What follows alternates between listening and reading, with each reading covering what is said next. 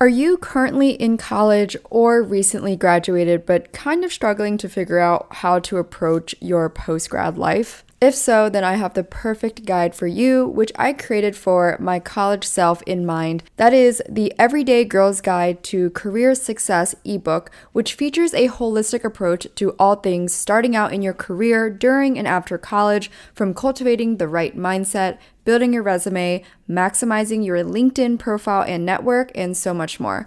I take you through a personal step-by-step guide on how to prepare for all areas needed when searching for a job. And these were actually many steps that I personally did between my sophomore and senior year of college, as well as the first year out of college. So I always highly recommend to start early to create opportunities for yourself. In this ebook guide, you will find cover letter tips and custom templates available for download, resume building steps with 3 custom templates, LinkedIn tools, and step-by-step guide on maximizing your profile, top 20 behavioral interview questions, and a lot more. Again, you can find this online at whatfulfillsyou.com. Just make sure when you click shop, just go to all products and you will find the ebook there, or just go to the show notes and it will be linked.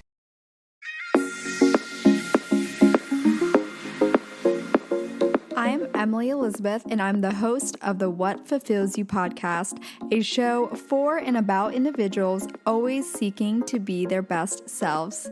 On this show, we talk all about building the mindset, finding the right careers, creating meaningful relationships, and so much more. Welcome to the What Fulfills You podcast.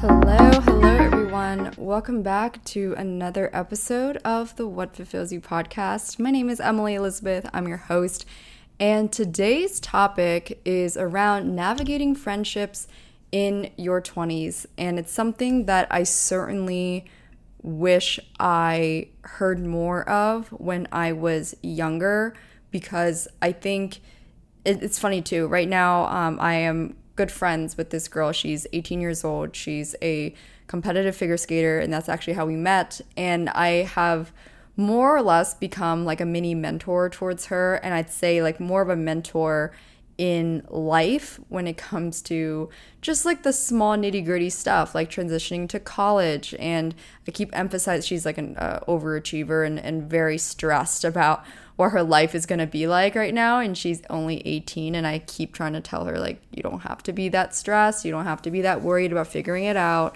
I've been telling her, go into college, enjoy your experience, just think about your direction, not so heavily on like, she's already ready to think about what she's doing after college. And it's so funny, right? But it's also really cute because, I remember when I was 18, I don't think I was worried much about what I was going to do after, but I was very mindful of like what my next step looks like, right? Like, why am I going to school? Like, what is this tuition for? Things like that. But I think one thing, and like I said, this was in observation of some conversations with her, is the lack of conversation around transitioning from like high school friends to college friends, the finding like-minded people in college. And sometimes even for me, for example, in college, I actually found it pretty difficult to meet like-minded people because especially at that time, when I was like 21, I was going out to eat by myself. Like, I had my own small little business. I was definitely very driven to be able to live life on my own terms. And I would say like a catalyst for that was also because of my overwhelming parents, primarily my mom, something I've talked about before, but just with Asian culture and a lot of different values and beliefs that my mom and I do not share, it became more pertinent to me that in order for me to have the utmost freedom and independence, I did need to get closer to being financially free. At that time, I was in college, and so I had like a monthly allowance from parents, and that helped contribute to my rent and food and whatnot. And I realized that, just like Gary Vaynerchuk says, if you are still living off of any dime from your parents, essentially like you kind of have to listen to what they say, right? And that was really hard for me. Like, I have always disagreed with a lot of what my mom believed is right for me, and that included many different things stemming from which university I was going to go to, what I was studying in school, whether I should leave my corporate job or not, whether I should move to LA or not, whether I should even go to California or not. Like, there was a multitude of things, but that's a tangent. I guess the point of my college experience is that there was a lot of transition periods between friends and types of friends and finding more like-minded people. And I think by senior year of college, that was when I started to branch out to people who were no longer in college, and they happened to be more aligned with me. And I think what also propelled that is my roommate at the time was a year older, so she had already actually graduated from college. And so I think that was a glimpse for me, being able to spend time with a person and people that were no longer in the college mindset, but rather they were also working full time, making money to be able to spend, to go out to eat, that kind of thing. Because that was what I really wanted to do. And that was really hard for obvious reasons to find within college friends. But fast forward, now I'm in my mid-20s, and I've had such a wide array of friendships and new friend developments. And I would say the upward trajectory for my friendship building really started around the start of my corporate job when I worked at ADP. The guys on my team, specifically like 3 of them, became my best friends, and to this day they still are. Like, we have a group chat.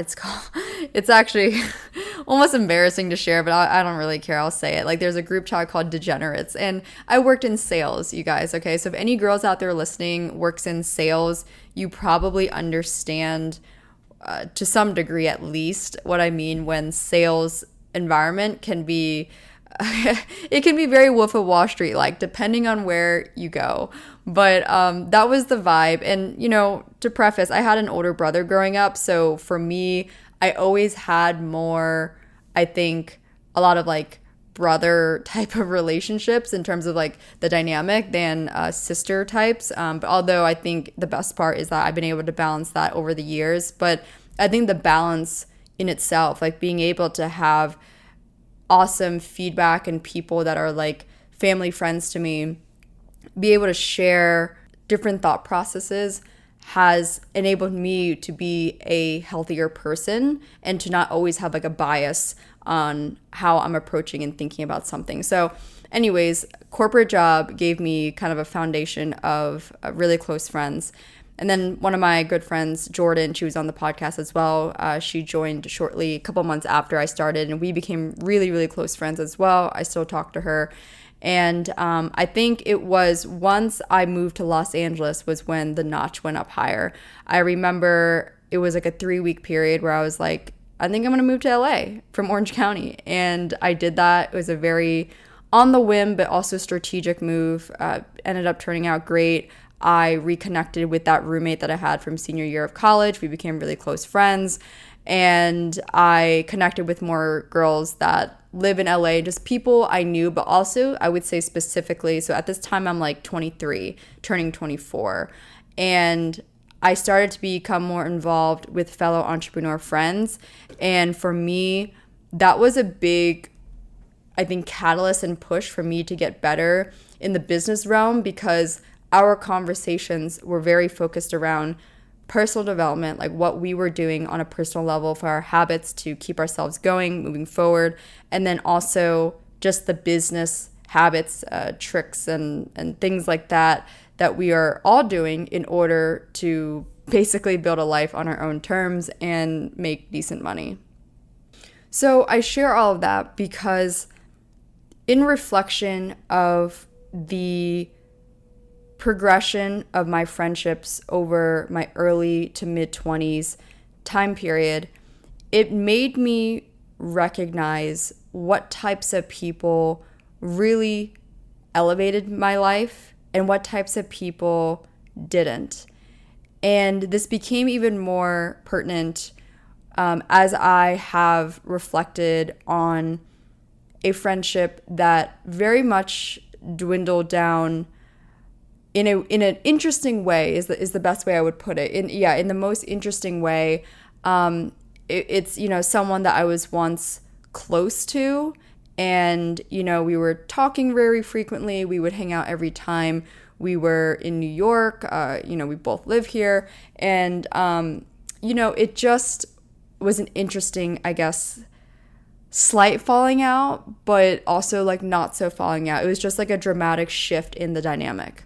And I remember at first I was a bit bummed about it because I was still in the framework of, wow, like we were once so close. And I'm sure some of you guys can relate to this, right? This is exactly why I'm sharing this on the podcast, because I'm sure whether you have experienced this or you will at some point in the future, you're going to hit a point where the dynamic of a relationship changes, and it goes from you were once so close, you once did all this together, talked about all this, whatever, and then now your dynamic has shifted, maybe naturally or maybe something kind of happened. You know what I mean? Like it just varies, right? In my case, in this specific scenario I'm sharing,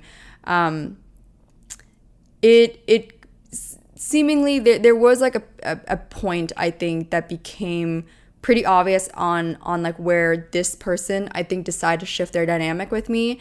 And to be candid with you guys, it's actually because of a boy. What's interesting is that I introduced this friend to a person that I actually believed they would hit it off with. In fact, I think she also was interested in him as well.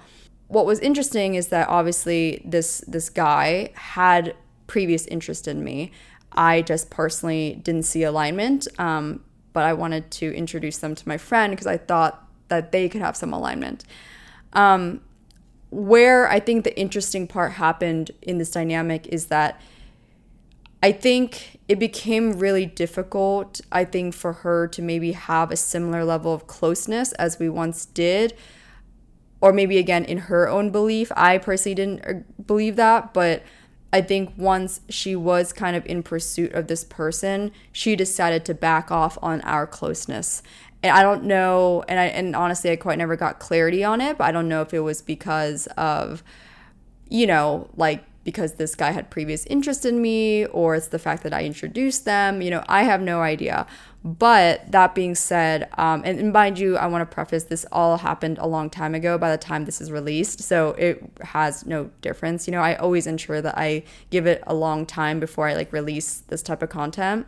But anyways, I remember in the initial months, I was confused and actually bummed out. I was like, damn, I introduced you to a guy that you're now kind of dating. And mind you, I don't even know to this day whether they're still dating or whether they were just a fling. I have no idea. But it was intriguing to me that this friend, I remember this was actually kind of the turning point where usually if for example, if I have a friend that introduces me to a guy, I often would just personally want to tell the friend, oh my God, guess what? We're going on a date, right? But instead, this friend, this was kind of where, I guess you could say the red flags, quote unquote, started to appear, was when this friend had shared with me, instead of saying she wanted to tell me, she actually claimed that the guy wanted to tell me. But she communicated that over text to me. And I think that's where it was a little confusing, because I was thinking, damn, but I thought we were close friends. Wouldn't you want to tell me anyways? You know what I mean? But that's to me, very much in the past. I just share that context because as I reflected on the period of time where I felt just a bit bummed out by the way the friendship kind of shifted, primarily because of her own approach, it also dawned on me, right, when it comes to values and like-minded people, that if I was in her position and I truly valued another person as a friend, I would ensure that that is at the forefront. I would ensure that communication happens. I would ensure that I wouldn't, shift gears in the dynamic, or I wouldn't, drop a friend or whatever, all because of a guy. Unless, I don't know, maybe it's a different scenario if it's a marriage type of situation, right? You really think you're going to marry this person. I don't know. That I don't have enough information on and life experience on to speak about. But that being said, I think it dawned on me like, wow, you know what though? Maybe this girl and I simply don't share the same values in that way, because I know all I know is I just wouldn't do this to another friend, or what I really mean is I just wouldn't handle it that way.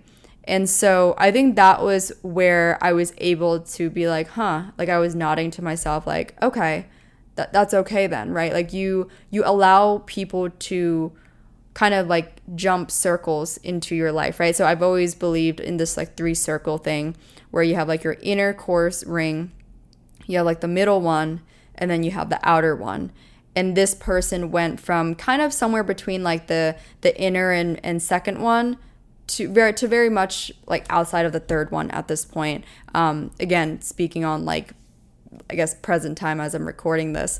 What is interesting though too is instead of feeling anger or resentment towards the person, it also enabled me to be extra mindful about what are the things that I truly share in common with new people as they come into my life or as they leave my life, whatever that looks like. But especially when it comes to like-mindedness and shared values and shared personal vision, that reflection was heightened from this situation. And I did realize, like, while this person and I had great times together and always had great dinners and great outings and things like that,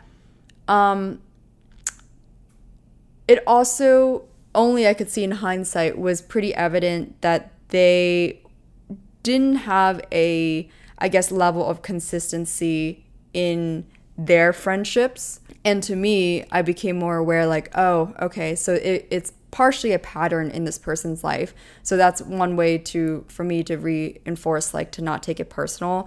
But I think another part to that is recognizing, like, you know what though? We actually don't share similar visions in life either, in terms of like our approach, right? Like, I think I'm very much someone that values integrity and relationships, and also having, just open communication and living life on my own terms, and just being like the most loving and awesome human being as possible, as much as I can be here in this lifetime. And I realized, especially that last part, we definitely didn't share. And again, I just want to say, like, this isn't a bad or good thing, right? I just think that if you guys are listening to this podcast, you might share or probably share similar values, or in terms of your growth process as you're reflecting on what you want to be and who you want to become. You're probably also going to come across a time where you're thinking about, ooh, do these people also embody that, right? And I'll also add another personal example, again, another one that's been a long time ago now, but I think about a close friend of mine from college, and over the past year, we never had an ounce of communication. And that was also kind of a bummer, in the sense of like, wow, I'm the type of person that would always reach out to this person. And, I have been in very close events with this person. That being said, though, I realized that it takes two to tango, just like anything in life, whether it's in a business negotiation, whether it's in romantic partnerships, and just like friendships. It once again dawned on me that maybe we don't share the same values or like priorities in terms of my ability to reach out to someone and to try to stay connected in closeness, and to try to stay connected and close. I may have that and I may value that. And I might also not be afraid to always be the first person to reach out. That being said, though, when you notice a complete lack of reciprocation or lack of kind of effort, you could say, it also, again, triggers you, or at least in my case, makes me take a step back to evaluate, is this the type of person that belongs in your life, whether it's at this time or maybe for the rest of your life, right? Again, I think it's always, I don't know, not helpful to necessarily like pre-decide that, but I think it's okay to at the very least be like, you know what, we do not share these beliefs and these values, and that's why while it sucks to no longer have this person within my close circle, it's also better off to see that now, like see that sooner than later, you know? And I think that's something that we don't really talk about as much as like dating, right? We talk a lot about like romantic relationships and